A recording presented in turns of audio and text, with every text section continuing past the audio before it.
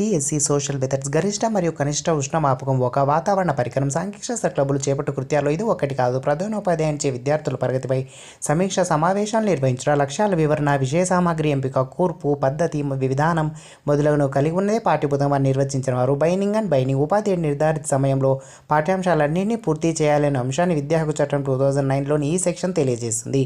Section 24(1)(c). ఇటీవల భూకంపాలు, వరదలు పరిశీలించిన తర్వాత కొందరు విద్యార్థులు ఈ అంశాలను తరగతి గదిలో లేవనెత్తగా ఉపాధ్యాయుడు దానిపై చర్చ నిర్వహించాడు. ఈ సంఘటన ఈ విద్యా ప్రమాణం సాధించబడినట్లుగా ఉంది. సమకాలీన అంశాలపై ప్రతిస్పందించుట, ప్రశ్నించుట, ప్రాథమిక హక్కులు, ప్రాథమిక విధులకు మధ్య గల భేదాలను రాయండి. ఈ ప్రశ్న కింద లక్ష్యాన్ని సాధించడానికి ఉద్దేశించింది. అవగాహన, సమస్య పరిష్కార పద్ధతిలోని చివరి సోపానం, నూతన సందర్భాల్లో సాధారణీకరణాన్ని వినియోగించుట, చిత్రాలు అనునవి, గ్రాఫికల్ దృశ్య ఉపకరణాలు. ఒక విద్యార్థి సాంప్రదాయ వృత్తుల నుంచి ఆధునిక వృత్తులను విచక్షణ చేయగలిగాడు అను స్పష్టీకరణ ఈ లక్ష్యానికి సంబంధించింది. జ్ఞానం, వసుధైక కుటుంబం మరియు దేశభక్తి అను వరుసగా ఈ విలువలకు సంబంధించిన లక్షణాంశాలు. అంతర్జాతీయ విలువ, జాతీయ విలువ.